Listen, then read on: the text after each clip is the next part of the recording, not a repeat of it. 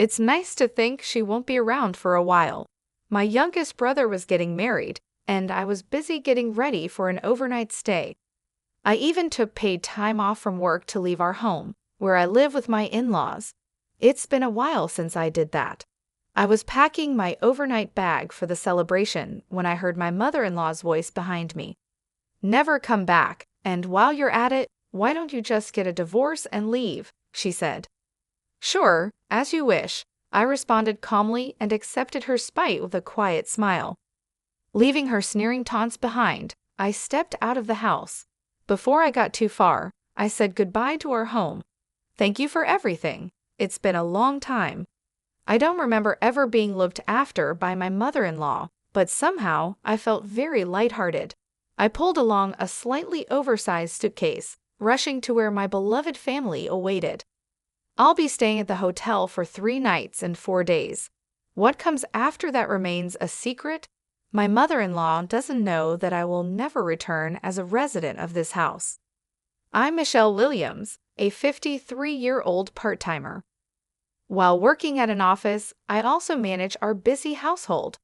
My husband Daniel and I are the same age, and our marriage has lasted over 31 years. It was an arranged meeting recommended by an acquaintance, but we're a couple who share similar values and get along well. The only loneliness comes from Daniel's job as a sailor. He works for a shipping company and can be away from home for over a year at times. Still, our relationship is good, and we are blessed with a son. We live in a house with my in-laws until recently. I was mainly responsible for taking care of my husband's grandmother, who lived with us. I used my income to hire a caregiver during the day.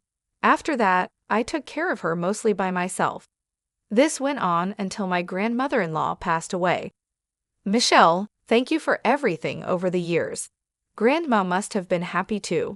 She was grateful to you until the end, Daniel said, his kind words bringing tears to my eyes. Surrounded by children to great-grandchildren, my grandmother-in-law was well cared for. In her younger days, when I was new to household tasks, she taught me how to live properly. She was kind and fun, though strict at times, and seemed to laugh most of the time. Thanks to her, I could keep my job from my younger days and work part-time even during caregiving. Despite caregiving being a significant burden, now that it's over, I find myself cherishing those days with nostalgia. I never imagined that the environment around me would change so drastically right after that. Daniel, due to his job on the ship, often has to be away from home for long periods. I'm proud of him for his important work in American logistics, but living with my in-laws puts me at a disadvantage. The moment my grandmother-in-law passed away, my mother-in-law's attitude changed dramatically. Previously, she would try to appease me with sweet talk while dumping all the caregiving responsibilities on me. But as soon as the caregiving ended, she began to disregard me. When she went out, she would deliberately exclude me from the souvenirs, and when we passed each other in the house, she would bump into me on purpose. Her overly hostile behavior was so shocking that I couldn't help but be surprised before feeling disgusted. Moreover, my son Adam, who happened to be visiting, said something to me. "Hey, Grandma started saying nasty things again. It's an old story, but when Adam was just 5 or 6 years old, there was a significant incident with my mother-in-law. She filled Adam with baseless accusations against me, and upset, Adam reported this to the whole family. Your mom is cheating. She's going to leave you eventually. That woman is no good. She doesn't work and she's all bad. Your dad hates her too. That's why he doesn't come home. You got that?" I was shocked to learn she had been teaching him such lies. I wasn't cheating, and despite working every day and doing household chores, I was truly busy. Moreover, the reason Daniel was absent was genuinely because of work. That's such a joke. It's ridiculous to take it seriously anyway. Such a small kid won't understand anything, my mother-in-law sulked, and my father-in-law was also furious about it. I was too busy comforting a sad Adam to worry about anything else. Later, when Daniel came home, I felt relieved as he changed his demeanor and scolded my mother-in-law. Now, let's return to the present. Daniel is currently away for work. Maybe because of that, my mother-in-law seems to be taking full advantage. You'd think she'd have more free time now that the caregiving is over, but instead, she keeps me very busy. She frequently hands me complicated recipes to cook and demands a thorough cleaning.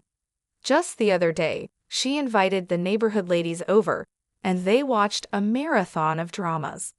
I thought they were just enjoying themselves, but I ended up having to clean up the messy room full of snack wrappers and drink spills right during the busiest time before dinner. It added unnecessary work, and I was understandably irritated. "Really, you're such a drag. Aren't you done yet? Hurry up and get dinner ready," she'd say while I was sweating from cleaning up. But come dinner time, she wouldn't even sit at the table, claiming she was full from the snacks. I was utterly exasperated. Then Adam complained to me. "She says she doesn't like you, and that you should disappear. I'm going back home. I feel sick. Wouldn't it be better if we lived separately from Grandma? I think Dad would understand too." I calmed down an upset Adam and drove him to the station for his return trip. Of course, I couldn't let things continue like this. Soon, I'll need to have a serious talk with Daniel. The day after Adam left, I was troubled, not by my mother-in-law, but by something else. Suddenly, I started feeling unwell. My limbs were cold, yet my face would suddenly heat up, and I'd break out in a sweat. It seems like today my symptoms of menopause were particularly severe. I've been feeling oddly unwell since last year, and the doctors told me it's menopause. Right now, they're just watching how it goes, with no medication yet, but some days can be tough. Maybe the stress from what I heard about my mother-in-law's behavior is getting to me. By evening, my condition worsened, and I was lying down in my room. "Hey, what are you sleeping for? Dinner." I could hear my mother-in-law stomping towards me. I had such a headache that it was hard to even get up, let alone deal with her. I thought about pretending to be asleep, but she suddenly yanked off the blanket, and I reluctantly sat up. "Dinner." She clapped her hands as she demanded dinner. If she wants dinner, she should make it herself. Why does she always expect me to do it as if she's someone special? My grandmother-in-law used to manage the kitchen, but lately it's only been me cooking. My mother-in-law only steps into the kitchen when Daniel is home, and even then, she barely does more than arrange the plates. Maybe she can't cook at all. I'm feeling unwell. I think it's menopause, but I really can't do the housework today. Please, can you make dinner today?" I managed to say, feeling utterly tired. My mother-in-law had severe menopause symptoms herself. I had already moved in with them and had my fair share of her snapping at me, so there's no doubt about it. I thought she'd understand the pain if I mentioned it was menopause. However, her reaction was the exact opposite of what I had hoped for. With a snort, she suddenly turned a bag over my head. "What?" I let out a small scream as something showered down on me in the dim room. Just waking from sleep and feeling sick, I couldn't tell what it was at first. A moment later, I realized it was the smell of potatoes. The bag she turned upside down was nearly empty, but she had sprinkled me with snack crumbs. The sheer unexpectedness of it left me dumbfounded for a moment. "Don't be lazy," she said with a click of her tongue, and then left the room. Here I was, bedridden and in pain, being yelled at. I almost felt like clicking my tongue back at her. How could she do something like this? Rather than anger, it was a bizarre sensation, like seeing some rare animal. I felt sure that my limit was nearing. About half a year later, I had taken some paid leave from work and was preparing for a trip. It was for my younger brother's wedding.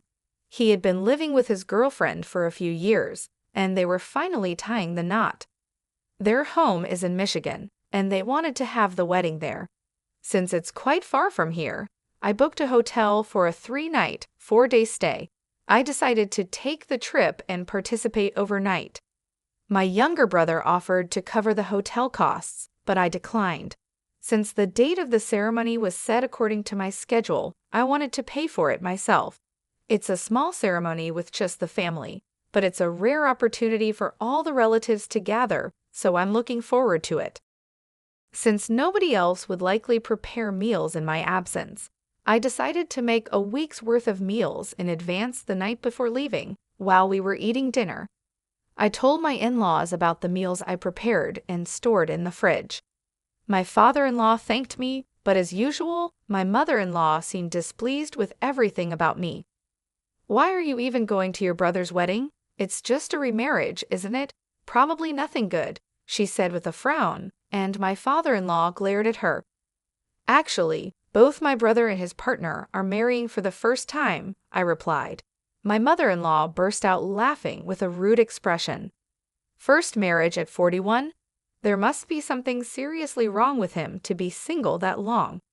Your brother's at a good age, yet he's having a flashy wedding. Shameless." She seemed to be confusing him with another brother, or had completely forgotten about my family structure. In fact, I have 3 brothers. The youngest brother and I have a 15-year age gap, so he's still quite young. "No, it's my youngest brother who's getting married.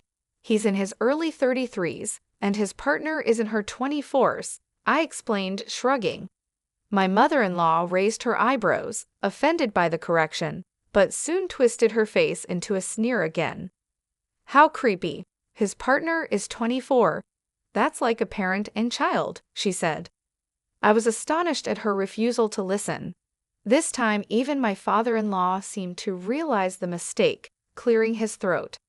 I swallowed a sigh as I responded, "It's not 24, she's in her 24s. They're only 5 or 6 years apart. Doesn't that sound normal to you? I talked to her over video call the other day, and she seemed like a very sensible young lady." I ended the conversation with my in-laws and started preparing to leave.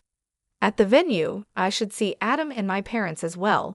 I packed a beautiful outfit for the ceremony into my suitcase and meticulously checked for anything I might have forgotten. From the living room, I could hear my mother-in-law loudly talking to my father-in-law. It will be refreshing to have her gone for a while. I felt the malice in her words on my back as I bit my lip. Getting angry now could provoke her to tamper with my carefully packed belongings. Better to endure until I leave the house the next morning. I pulled my slightly large suitcase and headed to the front door. "Never come back, and while you're at it, why don't you just get a divorce and leave?" Her words momentarily stopped me. As I began walking towards the entrance again, I answered cheerfully, "Yes, as you wish." My voice was calmer than I expected. Maybe I'm more relieved by this situation than I realized. I had reached my limit of endurance long ago.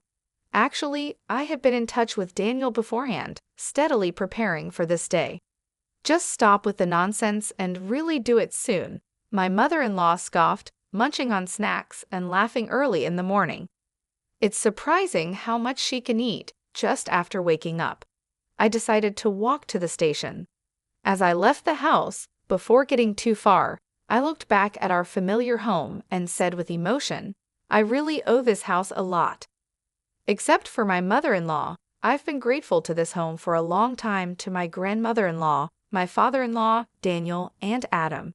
I even feel indebted to the roof and the walls. But I can't recall ever needing my mother-in-law's help. Somehow, I feel incredibly lighthearted. I hurried to the place where my beloved family was waiting, pulling a slightly large suitcase behind me. I plan to stay at the hotel for 3 nights and 4 days. After that, I'm set to move into a new place where I can live alone. I met up with Daniel at my brother's wedding venue. We had planned this beforehand. The reason the wedding was scheduled at this time was so Daniel could be sure to attend. "Hard day, huh? Got this for you," Daniel said with a lonely smile, pulling out divorce papers. His name hadn't been filled in yet. We were both going to sign it, mutually agreeing it would be our final joint task as a couple. "Thanks. Let's write it when we get back to the hotel. I booked a twin room. Hope that's okay. Though it's sad for my brother getting married today, this is also a new beginning for us." I hope it's okay that our signing the divorce papers happens on the same day as the wedding. I won't announce it in front of everyone today, but we'll have to make it known later that we've divorced. Of course, a double would have been fine too. Thanks for booking. Daniel and I smiled affectionately at each other. No one could possibly imagine that in a few hours, we'd be signing divorce papers. I marvel at how heavy a single piece of paper can feel. Filing this means we won't be husband and wife anymore after being together for over 31 years. Just one sheet is all it takes. I'm truly sorry. Daniel apologized, but I shook my head. Being with Daniel was always genuinely happy for me. I knew when I married him that he wouldn't be home much, and there was nothing I disliked about that. It was just his mother that I could never get along with. Don't apologize. You were a wonderful husband. Let's be good friends from now on, I said with all the fondness I felt. Tearfully, Daniel took my hand. Thank you for everything, Daniel repeated, making me tear up as well. I secretly decided to attribute these tears to happiness for my brother's wedding. The next day, Daniel went back to his parents' home alone. He explained the situation to his in-laws. At first, my father-in-law was just shocked by the sudden mention of divorce, but when he understood the full story, he became furious.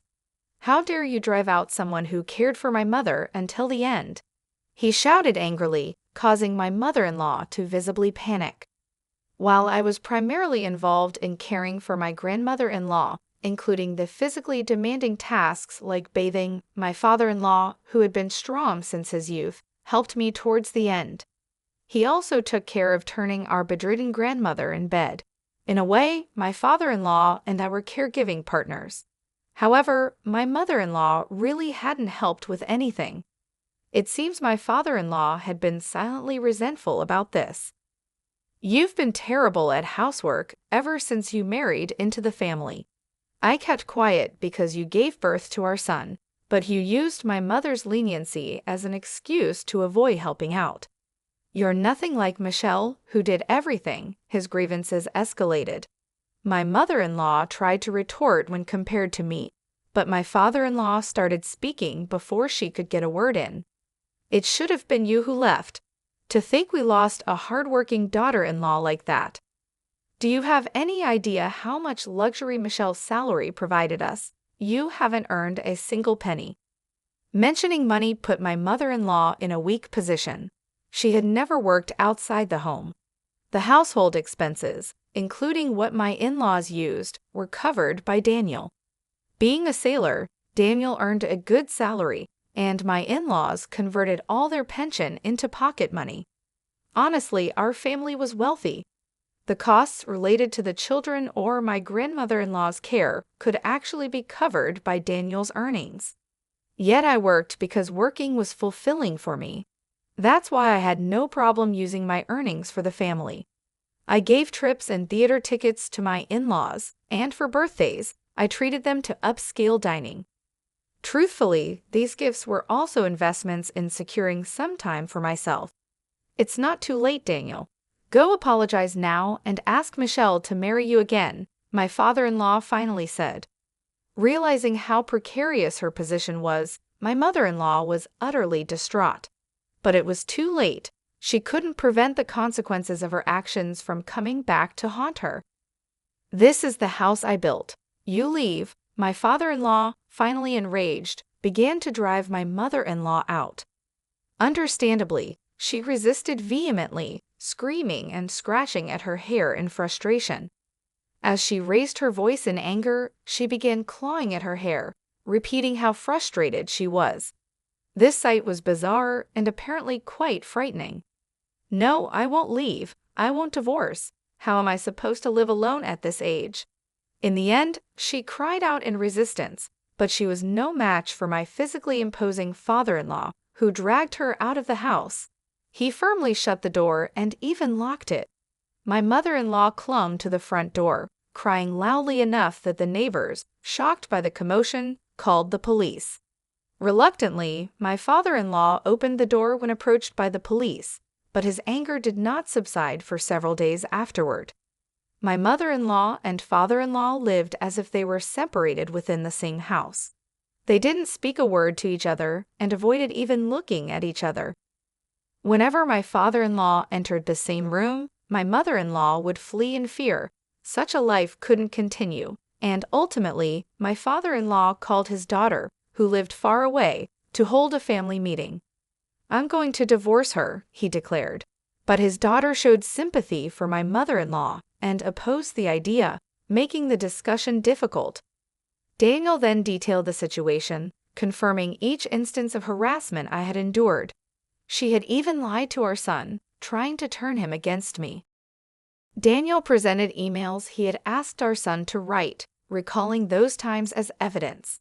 He also spoke about the suffering I endured during my menopause. To this point, my father-in-law, who had witnessed it, expressed his disapproval. I hadn't known, but he had told my mother-in-law to stop such behavior. He had advised her to apologize, but she hadn't followed through. And now this incident.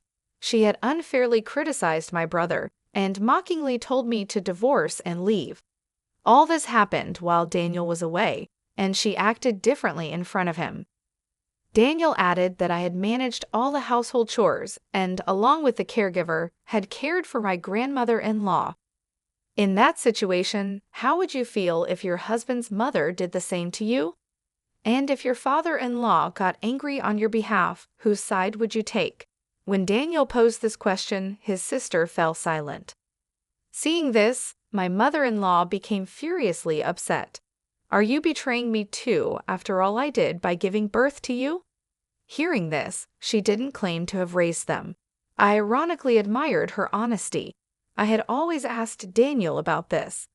It was mostly our grandmother who took care of my sister and me. Mom was always out with neighbors. Perhaps remembering her past, his sister looked at my mother-in-law with contempt after hearing about the bullying. In the end, the only working housewives in this house were my grandmother-in-law, whom I cared for until the end, and myself. My mother-in-law was indeed the mother who had given birth to 3 children, but when it came to housework, she mostly just wanted to reap the benefits without doing much work. By reflecting on this, her habitual negligence was finally noticed by the family, completely undermining her position. Realizing her situation, my mother-in-law stopped her tirades and began to sob. In the end, it was decided not to divorce out of pity, but my father-in-law is considering separating from her. Upon hearing this, I expressed my desire to meet with my father-in-law. All these events after my departure were relayed to me by Daniel. If Dad was going to get so angry now, he should have helped Michelle from the start. But then again, what can I say when I wasn't there? Daniel sighed despondently, sipping his hot coffee. We were in our favorite cafe, a place we had liked since our younger days. Daniel ordered a coffee, and I chose a soft drink, which I hadn't had in a very long time. As I finished hearing about my mother-in-law's disgraceful behavior, I smiled softly. Don't be too hard on yourself. You were away because of your job, right? It's an important job. There are many people who rely on you. I understand that. My words of encouragement weren't false. Daniel's job is admirable, being a sailor supporting people's lives by working in maritime shipping, sometimes away for years at a time. I think that's incredible. That's why I've been putting up with it, but I'm sorry for this time. I still like and respect you, but I just couldn't bear being family with your parents anymore. I finally managed to say the words that had been stuck in my chest for so long. Daniel looked a bit sad, but nodded in understanding. He didn't blindly side with his parents just because they were his family. He understood the situation fairly, which made me incredibly happy. I couldn't help but smile broadly, and Daniel looked at me as if dazzled. I only heard about what Daniel was feeling at that moment much later. He said he thought, "Oh, she's beautiful." Your smile was more radiant than ever before. To me at that moment, Daniel also seemed sweeter than ever before. Now, back to the story. The day after I met Daniel at the cafe, I met with his father with Daniel's cooperation. It was time for the final act of my revenge. When Daniel's father arrived at the cafe, He was dressed a bit more stylishly than usual since he was going out. After some small talk about the weather, I quickly brought up the main topic. I heard from Daniel that you're considering separating from your wife. It's fine while you're still healthy, but it'll be tough on your own later, right? Especially after all the commotion. If you really do decide to separate, I'm willing to help with caring for you in your later years. His father clearly looked pleased by this. Daniel's sister lived far away, and his son Daniel could be away for long periods at sea. He had never been one to do much around the house like cooking, cleaning, or laundry. He would surely appreciate my help, having taken care of his mother until the end. Of course, I'll separate from her. No, wait, maybe it's better to divorce, he said, furrowing his brow and crossing his arms. I was hoping that my almost certainly ousted mother-in-law would go from almost to definitely ousted, but it seemed the situation was developing even more unfavorably for her. If I suddenly dropped dead, she'd probably make a big fuss, wouldn't she? Better to divorce her properly before that. That's definitely better, he continued. Daniel looked as if he wanted to say, "Here we go again," as his father began speaking more decisively. His father has a tendency to act swiftly once he's made up his mind. Sometimes he even goes a bit too far, but that's just his nature. Knowing this, I felt a sense of satisfaction as the situation unfolded. I nodded in agreement with a grin. You really do think things through. I'm impressed by your foresight, I said, knowing how to handle him after living with him for so many years. Pushing him a little like this would likely lead him to actually do it. Daniel chuckled, sensing my intentions but chose not to stop me. He was probably more angered by my mother-in-law's behavior than I was. His father, energized, stood up to go get the divorce papers right then. Out of kindness, I decided to introduce the lawyer Daniel, and I consulted for our divorce to help my father-in-law. From that day on, my father-in-law began actively pursuing the divorce. It was clear that my mother-in-law was destined for a lonely life. 2 weeks later, I returned to what was once my familiar home, now just my former in-laws' house, to collect the belongings I hadn't been able to take with me before. I had taken all the valuables, but it was impossible to take everything: clothes, books, photos filled with memories, drawings by my son when he was little, and bedding and furniture I bought with my own salary. Over the years, I had accumulated many personal items in that house. This visit turned out to be the last time I would see my mother-in-law. By then, her divorce had been decided, and she was visibly panicking. As I went to collect my belongings, she began to kneel before me, her face pale as she started apologizing. "Michelle, please forgive me. I beg you, it was all just a joke. Please come back and convince your husband." I completely ignored her and continued packing. After continuing to grovel, my mother-in-law stood up abruptly. It seemed she was upset at being ignored. She began to hurl vile insults at me again, reverting to her old ways. "This woman, how dare you when I'm being so humble? You've been nothing but trouble since you married into this family. Just leave and die alone miserably," she shouted, adding more simpler yet unrepeatable insults. I continued to ignore her and packed the items into a cardboard box. Suddenly, she screamed and lunged at the box. Taken aback, I dodged, and she ended up overturning the box that contained neatly folded clothes. The clothes were scattered all over the floor. She then began stomping on and kicking the clothes like throwing a tantrum. "Enough already," Daniel shouted and glared at her, standing tall. His mother, usually hearing only compliance from her obedient son, froze as if it were the end of the world. I held back Daniel with one hand and turned an emotionless face towards my mother-in-law. "I am no longer your daughter-in-law. You are no longer my mother-in-law. Our relationship is completely over. Thank you for nothing. I was helped by your mother and father-in-law and your husband." I swiftly stepped around the scattered clothes without bothering to fold them again. I just stuffed them into the box and lifted it up. "Don't touch my things, stranger. Goodbye." I tossed those final words at the disheveled mother-in-law and quickly left the room. I had no desire to share space with that woman any longer. I called Daniel to take care of the rest of the belongings.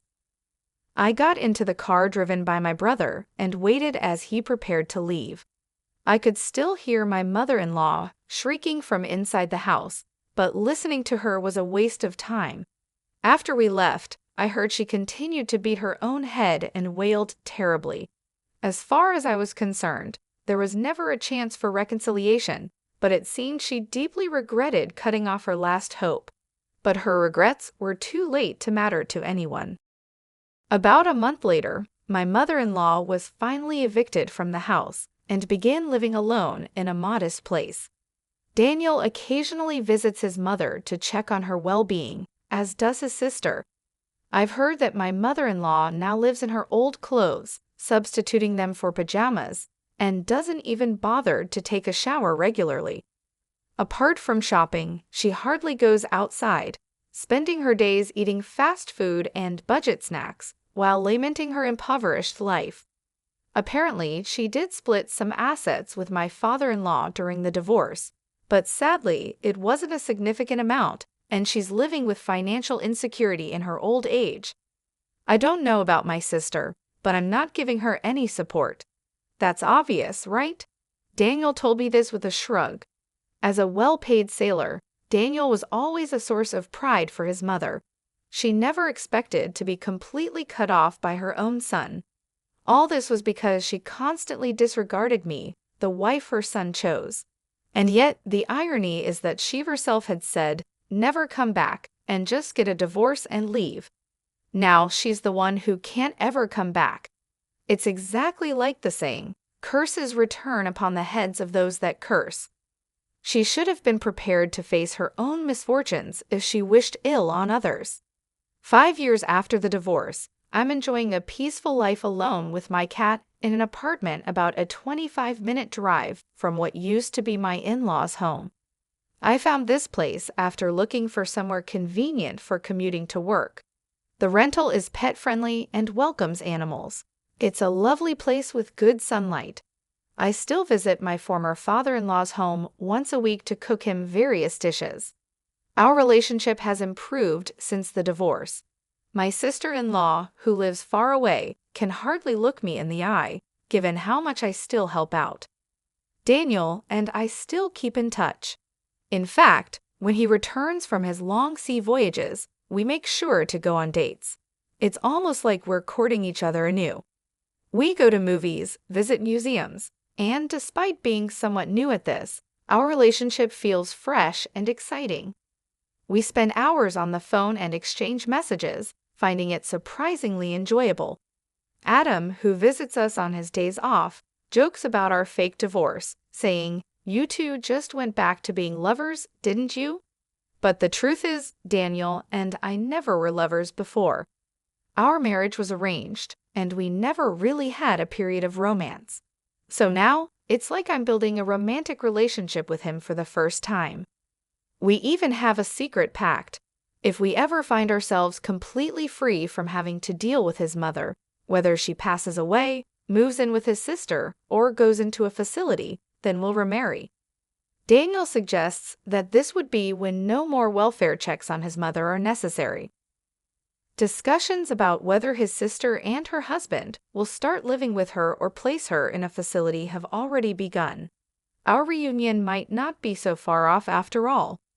After more than 31 years together and now nearing our 55s, it feels somewhat embarrassing to talk about this, but I'm thrilled at the prospect of experiencing true love with Daniel, whom I've always cared for deeply.